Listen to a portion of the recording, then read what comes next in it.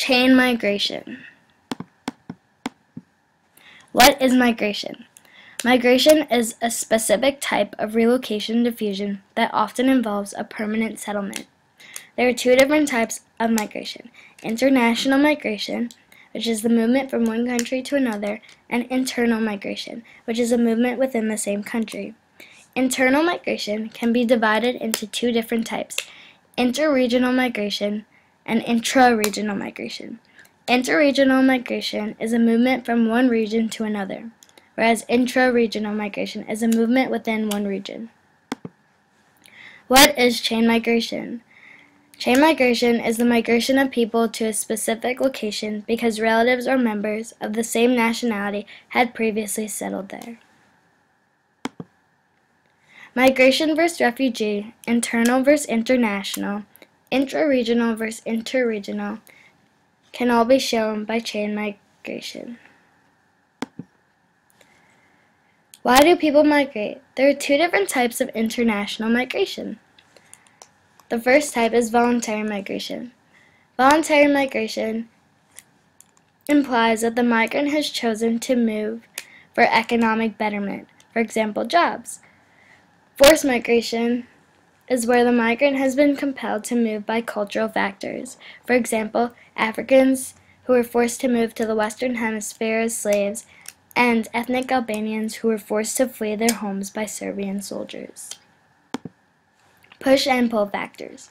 Push factors encourages people to move from the region they live in, whereas pull factors attract migrants to a new region.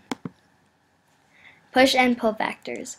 Cultural push and pull factors are mainly involuntary. For example, slavery in the 16th, 18th, and 19th century, where 10 million Africans were sent to the Western Hemisphere as slaves.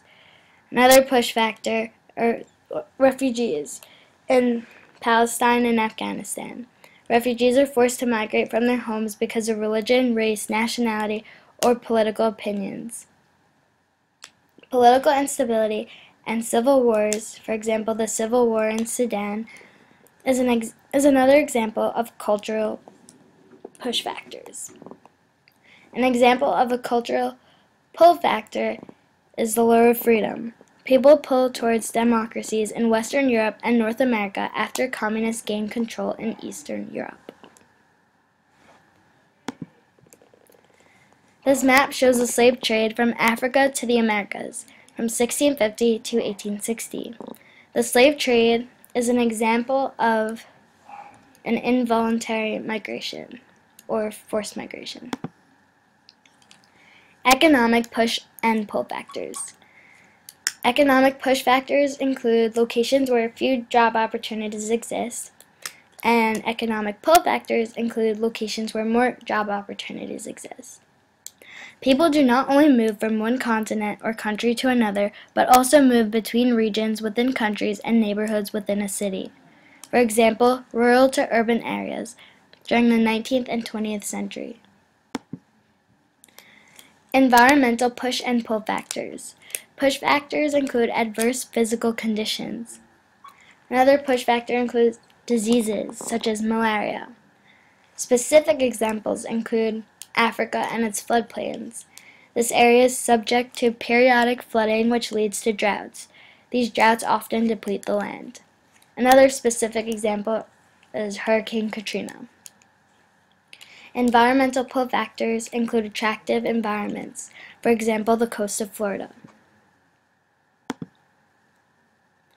Migration versus refugee. Refugees are forced to migrate from their homes because of their religion, nationality, race, or their political opinions. They cannot return for their fear of persecution. For example, Palestinians left Israel after it was created in 1948 and left areas taken over by Israel in 1967. Example, Afghans who fled from the extended civil wars that began when the Soviet Union invaded the country in 1979. This map shows international refugees versus internal refugees. It shows millions of people in Africa are refugees because intense ethnic conflicts. For example, ethnic conflicts that exist in Rwanda and Darfur. Many refugees also fled to the Balkan area. Internal versus international. Internal may be interregional or intra-regional. International may be voluntary or involuntary, or forced migration. The United States has the largest number of international immigrants. Many inhabitants are direct descendants of immigrants.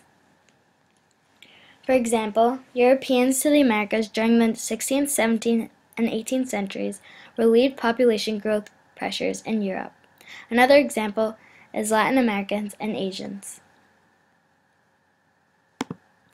This map shows the migration of many Latin Americans to the United States. Here's another map that shows Asian migrations to the United States in thousands. Intra-regional versus interregional. Intra-regional, most migrations are to destinations close to home, either internal to a country or in between. For example, African Americans began migrating from the south to the north during World War I in response to labor demands. In South Asia, the rule of the Taliban caused a number of refugees to increase in Afghanistan. In Sri Lanka, ethnic strife sent refugees to different parts of the islands, depending on their identity as the minority Tamils and the majority Sinhalese. Where in the world is chain migration happening? This map shows net migration globally, and in MDCs have a larger net in-migration, whereas LDCs have a larger net out-migration.